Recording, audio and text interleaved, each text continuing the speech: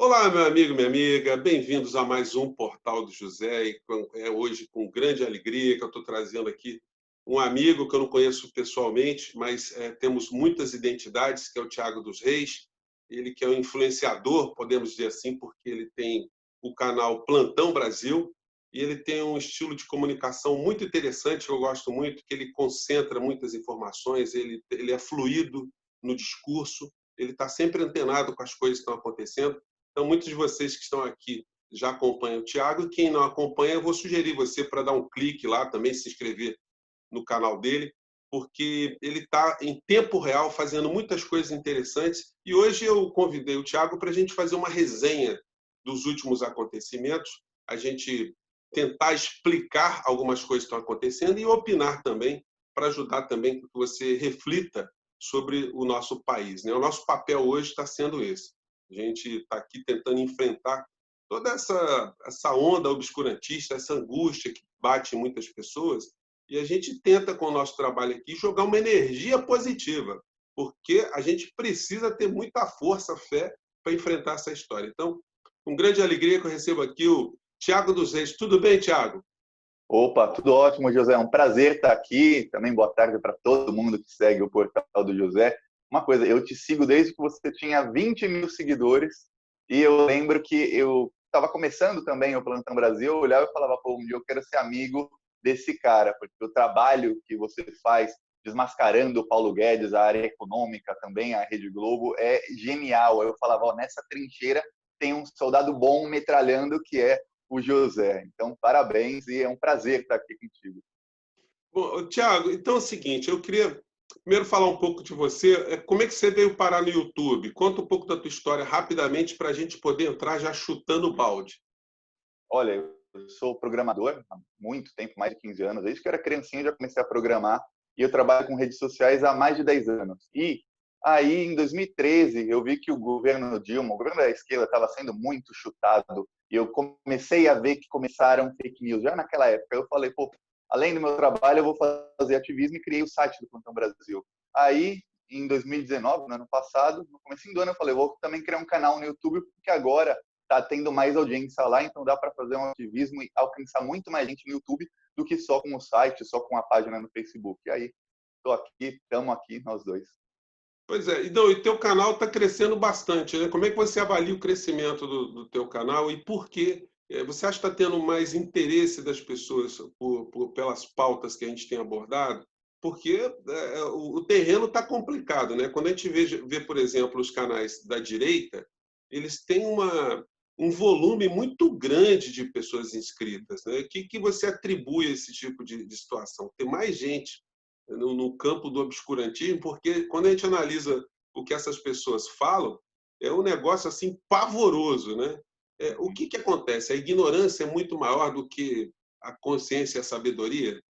Não, eles são uma minoria bem barulhenta. O Plantão Brasil está crescendo bem, assim como aqui no canal do José tem mais, no portal do José tem mais e mais gente, principalmente agora com a quarentena, mais gente começou a se interessar por política e também estava um momento bem turbulento, e as pessoas começam a se inscrever no canal. Só que nos canais da direita eles têm uma diferença, que é, eu até fiz um vídeo ontem sobre isso, que é os políticos da direita, eles divulgam os canais da direita. Então, você vai em qualquer Twitter do Carlos Bolsonaro, ele está lá todo dia, ele divulga uns 2 ou 3 youtubers da direita e ele coloca lá o link, fala se inscreva no canal e ele indica. E quando um político que tem 2, 3 milhões de seguidores, ele começa a divulgar canais do YouTube, eles já vêm com um cacife. Aí o pessoal começa a se inscrever. Tem um exemplo do Oswaldo Eustáquio, aquele que foi preso tentando fugir do país. Uhum. Ele tinha 4 mil inscritos no YouTube. Aí o Jair Bolsonaro e outros políticos compartilharam uma live dele com o Roberto Jefferson. Em 3 dias, ele estava com 295 mil inscritos. Olha só, ele estava com mais inscritos do que eu tenho em um ano e 3 meses, mais inscritos do que você também, mais de um ano. Ele conseguiu em 3 dias, porque ele teve apoio dos políticos da direita. E aqui na esquerda não tem. O seu canal não é divulgado no Twitter de políticos, o meu também não é, e nem de nenhum outro. Então, a gente é cada um por si, mais ou menos. Nós nos apoiamos, mas sem esse apoio. Eu não sei se isso é de todo negativo também, Tiago, porque isso também nos confere também uma independência absoluta, né? A gente não fica devendo nenhum tipo de favor, nenhum tipo de retribuição.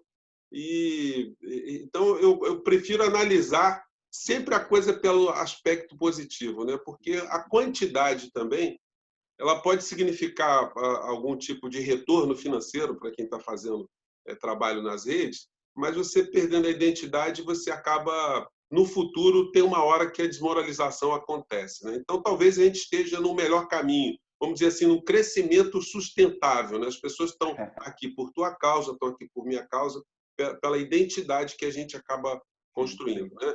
Mas vamos entrar aqui de sola em alguns assuntos, Thiago, fazer a nossa resenha da semana, do dia, do ano, do mês, do século, né? Porque essa semana, esses dias aí, a gente teve a polêmica que está puxando toda a rede aí, que é a declaração do ministro do Supremo Tribunal Federal, Gilmar Mendes, e que o Exército estaria coadunando, né? Estaria corroborando o genocídio que está acontecendo aqui no Brasil. E eu tenho visto muitas pessoas assim surgirem. Ontem eu vi o Demétrio na Globo News falando que o termo genocídio foi muito forte, que genocídio é uma coisa que não se aplica ao caso. E eu quero discordar do Demétrio, porque no Brasil está tendo um genocídio, sim, um genocídio consciente. Existe um genocídio previsto na lei brasileira, que significa assim, você fazer algum tipo de ataque à minoria, você atacar membros dessa minoria. Quando a gente vê, por exemplo, o comportamento do presidente da República absolutamente omissivo em relação, por exemplo, ao extermínio de índios, quando ele não só se omitiu, mas ele realiza um ato de não autorizar, ou ele veta um dispositivo que previa água potável para os índios, máscaras para os índios, alegando que não tinha uma dotação orçamentária. Isso é um comportamento genocida. A pessoa está consciente que as pessoas vão morrer, o governante está consciente que uma tribo está correndo o risco de morte e, por uma questão jurídica, uma questão fiscal, ele condena essas pessoas à morte. Isso é ou não é genocídio? Qual a tua opinião dessa história toda, Tiago? Isso é genocídio também. Li hoje no UOL o Josias de Souza falando que genocídio é um termo muito forte. Aí o próprio Gilmar Mendes falou, não, no Tribunal Penal Internacional, genocídio é qualquer tipo de extermínio, não precisa ser consciente, pode ser simplesmente apoiar. O fato de que tem um militar da ativa no Ministério da Saúde e que o Ministério da Saúde empregou apenas 25% do dinheiro que tem disponível no combate à pandemia é um extermínio da população. Cadê o resto do dinheiro? Não foi empregado porque não quis. O fato de que só entregou 15% dos equipamentos de proteção individual que prometeu aos estados e municípios é parte do genocídio. Isso do Bolsonaro cortar água potável e todo tipo de apoio aos indígenas é genocídio. Isso tudo é genocídio. E o fato dos militares, além de terem vários ministros no governo, terem o ministro da Saúde e estarem caladinhos, vocês estão apoiando o genocídio, queira ou não. Até a nota dos militares é uma vergonha, porque eles acusam o Gilmar Mendes, eles atacam o termo genocídio, mas em nenhum momento eles se defendem, porque eles sabem que não tem defesa. Não tem defesa. Uhum. Não, e tem uma coisa também que é aterradora para a gente, Tiago, é a ignorância dos nossos líderes militares, vamos dizer assim, né? Porque eles, se tivessem fazendo a prova do Enem de interpretação de texto, eles ganhariam zero, porque o que o Gilmar Mendes quis dizer ali foi uma crítica ao Bolsonaro, especificamente, e dizendo que os militares ou as Forças Armadas estão se acoplando a um genocídio consciente. Porque, olha só, o ministro Pazuello, quando ele assumiu a pasta da saúde, se é que a gente pode dizer que ele assumiu, né? O Brasil tinha em torno de 13.900 mortos, 14 mil mortos. Nós estamos indo para 74 mil mortos hoje ou amanhã. Então, o ministro tem nas costas dele 60 mil cadáveres, isso do ponto de vista oficial. E nós sabemos que as estatísticas no Brasil são subnotificadas. Então, assim, me pareceu muito despropositada a forma como os ministros reagiram. Eles tinham que condecorar o Gilmar Mendes por estar fazendo uma crítica e estar apontando exatamente o que está acontecendo. Agora, isso acaba insuflando também muitas pessoas na rede dos apoiadores de Bolsonaro, que os militares agora estão saindo para o combate, agora eles parecem que estão se manifestando, agora eles têm que fazer alguma coisa, né? E me assusta muito o comportamento desse pessoal da direita, porque eles ficam insuflando os militares, mas eles não assumem claramente, né, que querem um golpe, querem uma tomada de poder, porque agora eles estão sofrendo reprimendas aí nas plataformas, né? E sobre isso, eu queria tua opinião sobre esse enfrentamento que as grandes redes estão fazendo em relação a conteúdo de alguns canais de direita e alguns lugares no mundo, até de esquerda também. Como é que você está vendo tudo isso?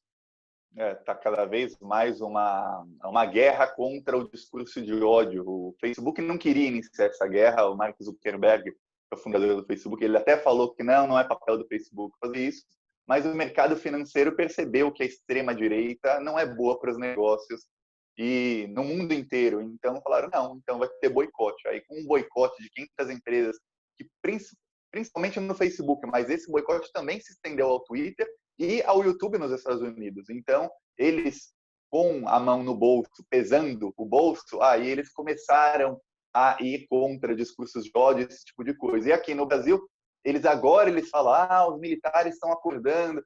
Eles não falam o que eles querem, porque quando eles falavam o que queriam, falaram muito, estão todos com tornozeleira. Eu até falo que tornozeleira está virando artigo da moda entre os bolsonaristas. Está todo mundo usando uma. O Queiroz, a esposa dele, o Oswaldo Eustáquio, a Sara Giromini, esses terroristas todos são todos agora com tornozeleira. Ficaram pregando golpe.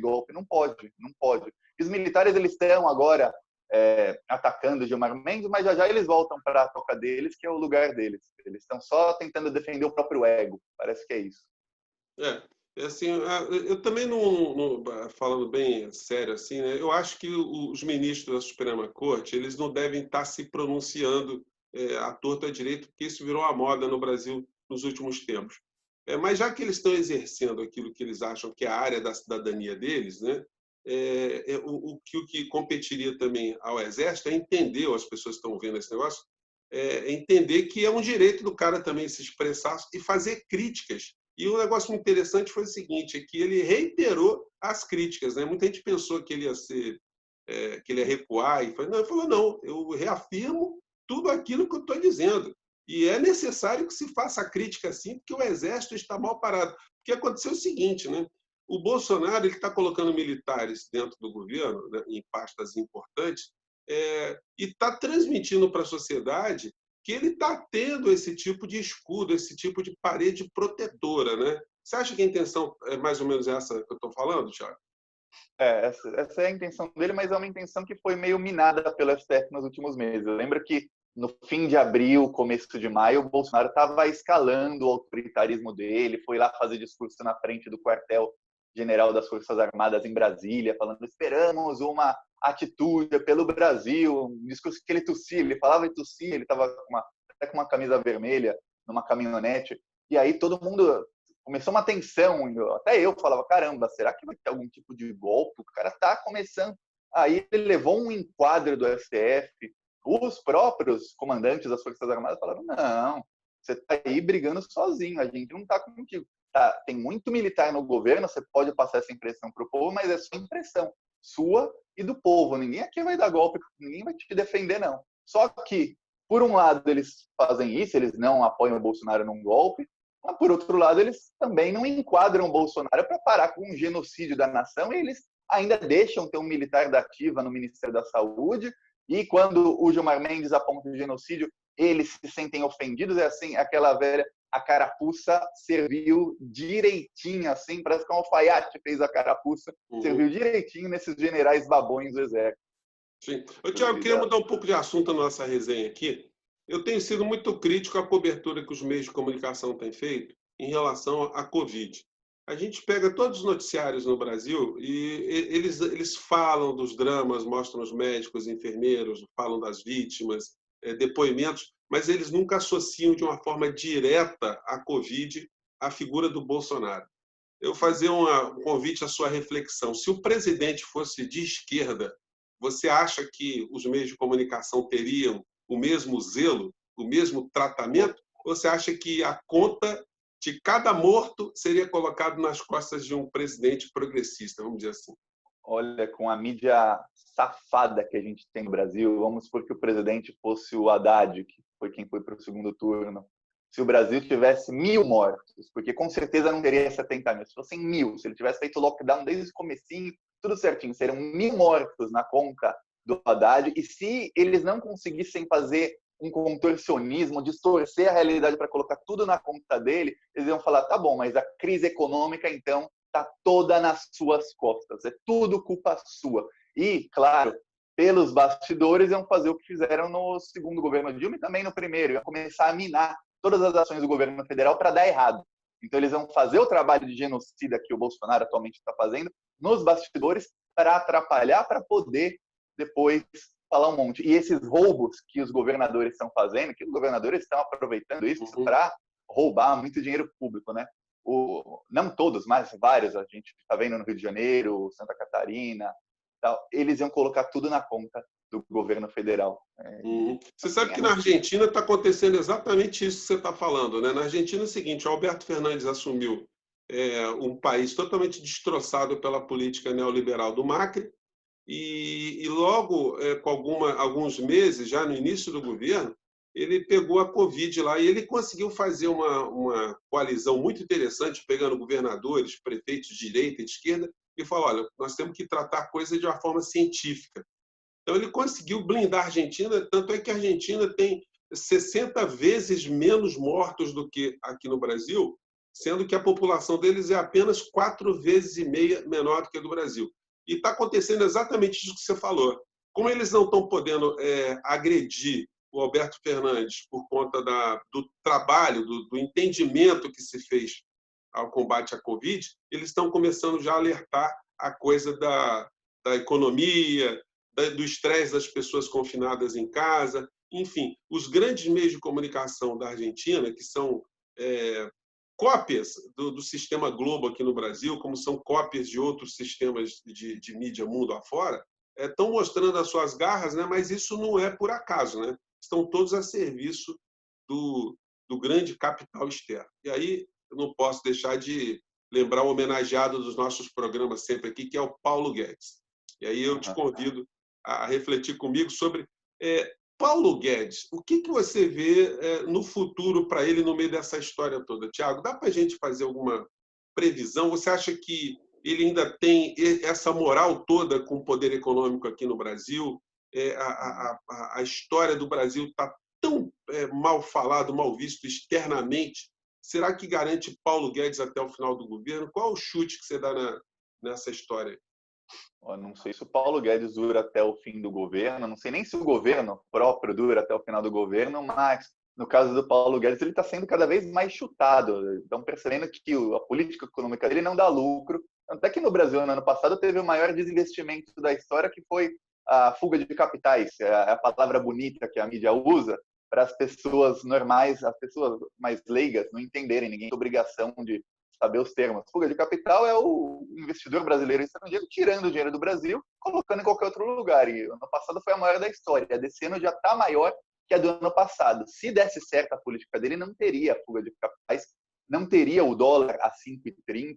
Eu estava falando até com um amigo esses dias, falei, o dólar está alto por causa desse tipo de coisa. Ele falou, não, mas o dólar caiu no último mês. Caiu de 5,50 para 5,30. Na época do PT, R$3 era o dólar alto. Agora está 5,30, cara. Não, mas caiu um pouco.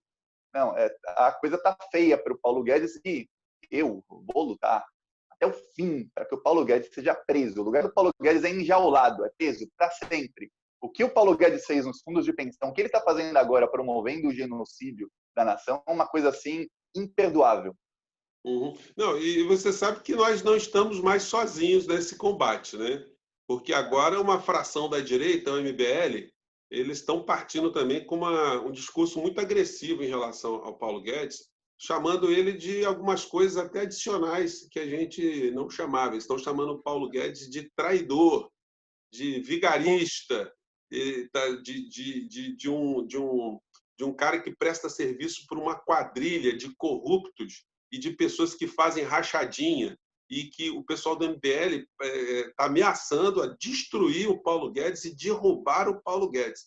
Então, se depender das forças espirituais e do pensamento, o Paulo Guedes não vai durar muito, não. Como é que você vê essa fração da direita que se auto-intitula liberais, né, liberais na economia, né, em relação ao Paulo Guedes? O Paulo Guedes tem um problema econômico ou um problema de caráter? Tem os dois problemas. O Paulo Guedes é ruim na economia, no caráter, em tudo o Paulo Guedes é ruim. É só ver um movimento que está acontecendo. Primeiro, o PSDB soltou uma nota contra o Paulo Guedes. Aí falou que o Paulo Guedes não vai deixar nenhuma memória positiva para o Brasil. Aí eu pensei, pô, o PSDB, que é aquele partido que é o mais conectado com o mercado financeiro. Tá. Aí soma isso ao desinvestimento no Brasil, ao aumento do dólar. A Bolsa até sobe, desce, porque a Bolsa pode subir e descer com ações do Banco Central, então não é um parâmetro muito bom. A Globo começou a criticar a política econômica, mas ainda sem citar Paulo Guedes. É isso que me irrita, tenho certeza que também te irrita. Vão lá, citam que o governo não está ajudando as empresas, mas tem que falar o nome, Paulo Guedes. Mostra a foto dele, a cara dele, mostra a reunião ministerial ele falando, não mostra, pelo menos ainda. Mas dá um movimento muito grande agora o MBL. Aí vai começar, os dissidentes do bolsonarismo também vão começar a criticar o Paulo Guedes, porque é o mercado financeiro que não quer. Falou, com esse cara não dá lucro, tchau, sai, Guedes, sai. Ou o Bolsonaro põe algum tipo de Meirelles, uma coisa assim, alguém mais que saiba fazer os negócios bons para eles, ou vão todos ser chutados. Pois é, e as pesquisas que são feitas por alguns institutos dão conta que o Bolsonaro ainda tem 30% de aprovação. Você acha que, se esse número é verdadeiro, isso tem a ver com os programas sociais, com os auxílios que as pessoas estão recebendo agora? E se isso paralisar, esse número vai alterar porque as pessoas vão cair na real do Brasil que sobrou depois da pandemia? Vai, ó, a esquerda, a gente luta para que tenha mais auxílio, esse tipo de coisa, mas estrategicamente falando, a gente está dando moral para o Bolsonaro, porque o que eu percebi nas últimas pesquisas é que o apoio ao Bolsonaro mudou. Antes, o Bolsonaro tinha apoio das pessoas mais ricas, sabe? Mais de 10 salários mínimos, 5 a 10 salários mínimos, e as pessoas mais pobres eram contra o Bolsonaro. Agora mudou. As pessoas mais ricas estão contra o Bolsonaro, e o Bolsonaro tem 50%, 55% de apoio entre as pessoas que têm renda de menos de um salário mínimo e de 1 a 2 salários mínimos. Porque eu comecei a ler entrevista, matéria, fui procurar. O pessoal fala, pô, mas na época do PT e tal, o Bolsa Família era um dinheiro. Só que agora o Bolsonaro provou que ele abriu a mão, ele está dando R$600, é muito mais. Aí, por mais que muitos brasileiros não consigam sacar, a hora que eles conseguem, ele fala, pô, isso equivale a 3, 4 meses de Bolsa Família. Bolsonaro que me deu. A esquerda faz tudo, que enfiou a goela abaixo esse auxílio que o Bolsonaro não queria, ele queria 200 por 3 meses, mas não fez a parte de mostrar para o povo que foi ela quem fez. E aí o Bolsonaro fica com todo o crédito. Então não adianta fazer, e aí pega todo o crédito e entrega na mão do Bolsonaro e fala, vai lá, Bolsonaro, vai agora o povo, muita gente que votava só na esquerda agora vai começar a votar em você. Isso pois é, você acha, Thiago, que é o mesmo eleitor, vamos dizer assim, é o mesmo cidadão, aquele que recebia um programa social e que tinha uma posição eleitoral à esquerda e que agora, por conta dessa realidade, essas pessoas elas acabam migrando por uma simpatia eleitoral à direita? Como é que você vê isso? Eu comecei a pesquisar muito porque eu queria até fazer vídeo sobre o assunto. Até fiz um vídeo alguns dias atrás. Aí eu li matérias, eu li uma no Valor, que era uma matéria extremamente agressiva contra o Bolsonaro, mas que mostrava depoimentos de pessoas pobres, pessoas do sertão. E o cara falava, eu tenho uma entrevista de um cara que era simbólico. Ele falava, olha, na casa dos meus pais tem foto do Lula na parede. Toda vez que a gente ia comer almoço e janta, eles falavam, eu só tenho isso por causa do Lula. E agora eles falam, não, próxima eleição eu voto no Bolsonaro, porque o Bolsonaro é que abriu a mão. Aí não adianta nada a esquerda dar o auxílio, mas não conscientizar as pessoas de que o Bolsonaro não queria dar o auxílio, não queria. Quem queria dar, quem deu fomos nós. Quem deu foi a esquerda, não foi o Bolsonaro. Então continue gostando da esquerda. Não, muita gente está mudando. É por isso, nas periferias, quem está realmente sem dinheiro e ganha R$ 600, fala, pô, é o Bolsonaro que deu. Não é. Na verdade é o seguinte, a esquerda tem que ver com muita reserva a questão dos programas sociais, Uhum. sem exigir ou sem oferecer isso que você está falando, uma politização, uma informação, né? Porque, na essência, muita gente não sabe, Tiago, que esses programas eles foram originados por economistas liberais, como uma ferramenta de aplacar exatamente o sentimento de insurreição, de revolta, enfim. Você pega uma parcela muito pequena do orçamento e você segura uma grande massa, e, do outro lado, você vai passando todo tipo de transformação que você puder, né? Você, no caso, os liberais, os ultraliberais, de uma forma muito tranquila. Tanto é que em vários lugares da América Latina e no mundo, na África, América Central, enfim, você tem governos que fazem programas sociais, sendo eles de direita ou de esquerda, como uma ferramenta de neutralizar qualquer tipo de rebeldia popular, né? Isso também é uma coisa que é estudado sociologicamente. A gente pega livro do Noam Chomsky, que eu sempre recomendo para as pessoas aqui, onde ele fala que tinha um estrategista da família Kennedy que raciocinava em relação ao povo americano como sendo um grande rebanho desordenado. Ele quase foi um precursor da ideia do gado aqui no Brasil, Sim. né? O comportamento de gado. E ele fala que uma forma de neutralizar as pessoas é justamente dar algum tipo de benefício. Então, no futuro, é muito importante que a gente reflita sobre essas ideias e a gente começa a perceber que a direita está querendo fazer uso dessa ferramenta também. Quando a gente vê o comportamento do Paulo Guedes, ele que era um cara intransigente nisso, ele já pensando em esticar um pouco mais esses programas sociais, né? Então, a gente tem grandes desafios aí pela frente. Tiago, eu queria te convidar aqui também mais uma reflexão.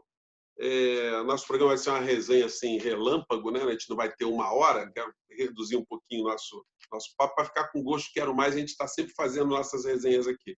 Hoje eu vi aqui no Jornal o Globo um texto, um artigo do Carlos Decotelli. Não sei se vai dar para ver aqui.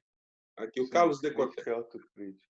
E ele reclama aqui que ele foi detonado de uma forma absolutamente cruel, né? Ele teve a vida dele destruída e ele está anunciando que se aposentou, não vai ser mais professor, né? Não foi uma certa ingenuidade dele aceitar um convite para trabalhar no governo Bolsonaro, achando que ele poderia fazer alguma coisa pela educação? Eu não sei se ele queria realmente fazer alguma coisa pela educação. Acho que ninguém que está perto do Bolsonaro o suficiente para ser indicado para um cargo dessa importância no governo dele está pensando em fazer alguma coisa pelo povo. Mas talvez tenha sido a ingenuidade dele, achando que ele mentiu tanto no currículo, com certeza ele não mentiu sem saber que estava mentindo, e que não iam descobrir, não iam fazer uma devassa na vida dele, e que pelo fato dele ser negro não iam escorraçar com ele. E foi o que aconteceu. O atual ministro tem um monte de coisa errada com ele, mas ele é branco. Aí não tem problema. E o gabinete do ódio não foi contra ele, os olavistas não estão contra ele, aí ele pode fazer o que quiser. Vai assumir o atual ministro, muito provavelmente. Aquela história, né? Não tem como alguém prestar serviço para uma figura como o Bolsonaro e ter algum tipo de romantismo que Tá? isso pode desembocar numa coisa concreta, que nem o novo ministro da Educação, o pastor lá. Esse cara entra para o ministério já totalmente loteado. A parte econômica está no colo do Centrão. Ele não vai ter orçamento. O orçamento já é o orçamento do ano passado, aprovado para esse, e o Centrão, aquelas figuras impolutas que estão em cima do orçamento. E o Weintraub, antes de sair, ele deixou uma lista de pessoas para ocuparem postos chaves dentro do Ministério da Educação. E agora vai o Guedes querendo tirar dinheiro do Fundeb para jogar no Bolsa Família. O ministro da Educação no nosso país é uma figura útil ou inútil diante dessa circunstância, Tiago? Tá chegando num nível em que o Ministério da Educação está chegando no nível do Ministério da Saúde. No meio de uma pandemia, o Ministério da Saúde é o nosso exemplo de um ministério inexistente. É porque não tem mais o que fazer. Realmente, está tomado pelos corruptos e pelos ideológicos, essa ala ideológica burra que acha que a Terra é plana do Weintraub, do Olavo de Carvalho. Já está tomado o Ministério da Educação. O novo ministro, ele está lá, ele vai ser só um rostinho e ele vai, com certeza, ele vai tentar fazer alguma coisa para agradar alguma das alas. Ou ele vai tentar agradar o Centrão, ou ele vai tentar agradar a ala ideológica para ver se ele consegue, assim, sambar para se manter no cargo o maior tempo possível, também para conseguir o que seja melhor para ele financeiramente, ou sabe-se lá como, o que ele quer sendo ministro. E já nos outros ministérios, pior ainda. Então, coisa até difícil, tá realmente. A gente tem que continuar lutando contra o desgoverno, porque eles estão nos atacando por todos os lados. É um bombardeio incessante.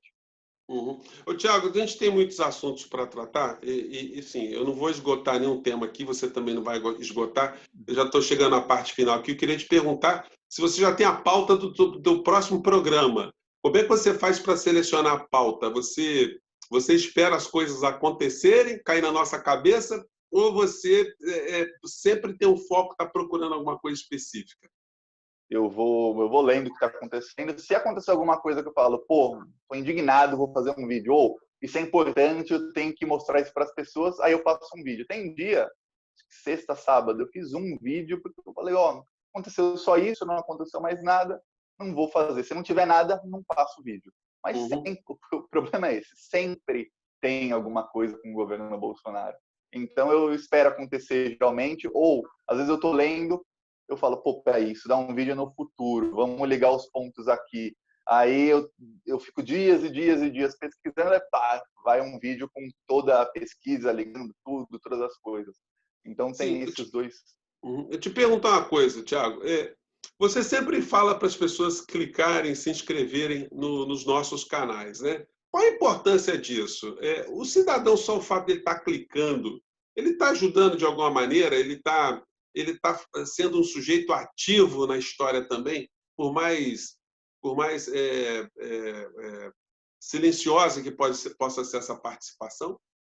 Sim, sim. Ó, se inscrever no canal é um ato de resistência. Assistir o vídeo até o final é um ato de resistência, porque são as duas principais métricas do sistema do YouTube, do algoritmo deles, para ver se um vídeo é relevante ou não e para eles saberem se eles vão distribuir esse vídeo na página inicial do YouTube e como vídeo sugerido, quer dizer, se assiste um vídeo até o fim, entra um vídeo automaticamente logo depois.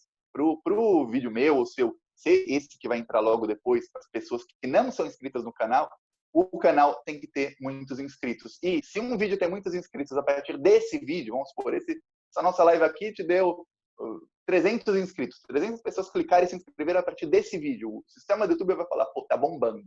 Vamos mostrar isso para todo mundo. E se muita gente assiste até o fim, vai falar, pô, tá bombando, vou mostrar isso para mais e mais e mais e mais gente, porque as pessoas continuam na plataforma do YouTube e é isso que o YouTube quer, que você continue na plataforma utilizando. Então, as duas principais métricas são assistir até o fim e se inscrever. Parece pouco, a pessoa fala, não, eu quero ajudar mais, mas isso já ajuda muito, muito mesmo.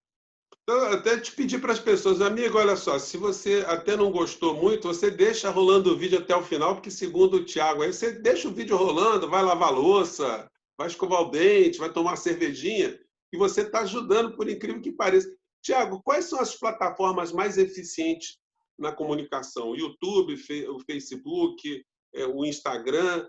Qual que você acha que está em ascensão, qual que está em descenso? Enfim, agora a gente está vendo que os bolsonaristas estão migrando para uma plataforma francesa. Como é que você analisa o futuro aí nos próximos meses dessa movimentação toda? Olha, o Facebook está em declínio, ainda mais agora com o boicote, mas no Brasil o Facebook está cada vez com menos usuários, o público do Facebook está mudando muito. As pessoas mais jovens migraram para o Instagram e agora do Instagram elas estão migrando para o TikTok. O TikTok é um fenômeno, um negócio assim, coisa de louco. Como é que chama? E TikTok. Eles são o quê? São americanos? Chinês. É uma plataforma chinesa. E, ó, para ter uma ideia, um vídeo qualquer do TikTok, de qualquer influenciador do TikTok, gente que você e eu, a gente nunca viu na vida, se passar do nosso lado na rua, a gente não reconhece. Tem 2 milhões de curtidas. E curtidas. Aí imagina quantas pessoas viram. O TikTok é um fenômeno total, é o que está em grande ascensão no Brasil e está para ser banido nos Estados Unidos porque o governo norte-americano tem medo de tudo que é chinês, né? Então está para ser banido lá. Então a gente não sabe se vai continuar em ascensão ou não. Mas o YouTube está sempre em ascensão. Eu acredito que o YouTube seja a maior plataforma, a melhor para se comunicar, porque a gente fala diretamente, a pessoa está nos vendo e tudo mais. Mas também todas são importantes. Eu, por exemplo, eu coloco vídeo em todas as plataformas. No TikTok, no Twitter, no Facebook, no Instagram, vídeos de duração diferente. Porque tem gente em todas elas. E conforme vão surgindo novas, a gente vai tendo que se adaptar. Sim, o WhatsApp continua sendo uma ferramenta muito eficiente ainda, né? Muito, muito. WhatsApp, por conta de que você pode criar vários grupos, enviar mensagem. O Bolsonaro tem mais de 15 mil grupos no WhatsApp. Ele até ostentava antes da eleição. Tem um vídeo dele que ele está com o celular, ele mostra os grupos vão. É muita mensagem, são milhares de mensagens por segundo. Ele vai mostrando e rindo.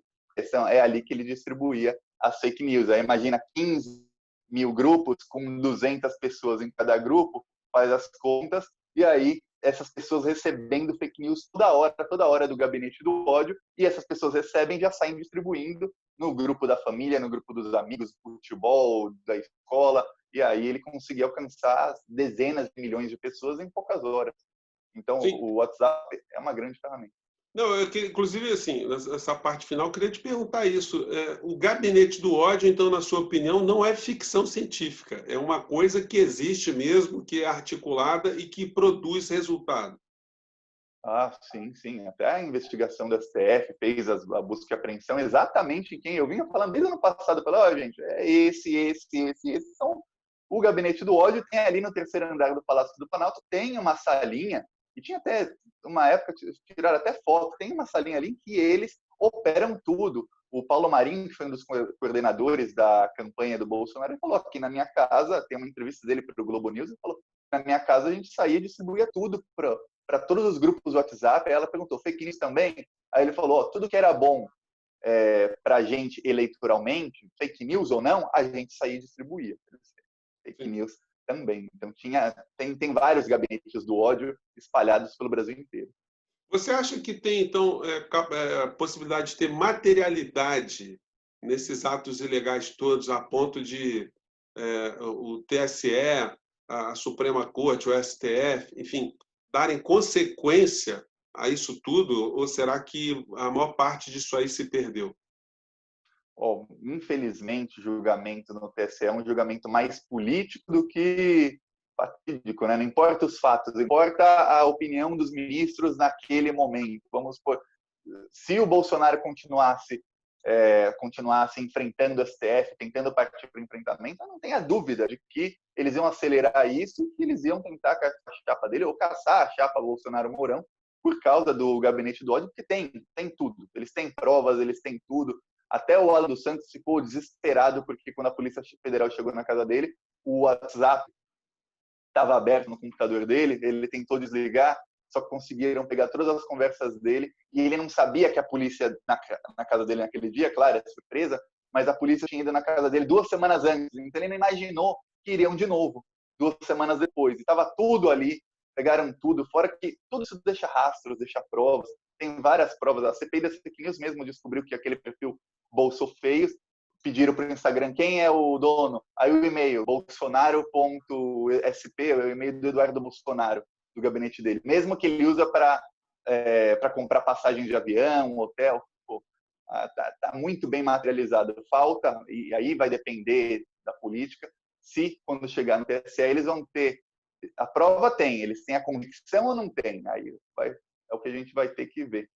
Bom, Tiago, olha só, vamos chegar aqui ao final do nosso papo, porque dizem os experts, né, que não faz sentido a gente fazer lives muito longas, e a gente, na nossa live aqui, que teve um tempo legal, a gente abordou muitas coisas. Eu espero que vocês estão nos acompanhando, vocês tenham curtido, vocês tenham gostado, e como diz o Tiago, se inscreva, dê sua contribuição, clique aí, ajuda muito os nossos espaços aqui a chegarem cada vez mais longe. Tiago, as considerações finais aí para você, quero te agradecer mais uma vez. Eu acho que a nossa primeira resenha aqui, para dar um pontapé inicial, foi muito legal. A gente pode organizar outras pela frente aí, porque, como você mesmo disse, né, o governo ele é muito próspero em nos dar material para crítica, né, para observações. Então, eu queria te franquear a palavra aí para você dar seus comentários finais aí para os nossos inscritos, as pessoas que nos seguem. Ó, primeiro, obrigado pelo convite, José. Eu te admiro muito, muito mesmo. Assisto quase todos os seus vídeos, sempre curto, sempre assisto também até o fim. Também muito obrigado a todo mundo que assistiu até aqui. Deixa a curtida. Se não é inscrito, se inscreve no canal, assista mais e mais vídeos e vamos aqui, todo mundo junto, a gente consegue. Se a gente empurrar bem forte, o governo cai. Empurra até que eles caiam. Vamos continuar empurrando para que a gente consiga essa vitória.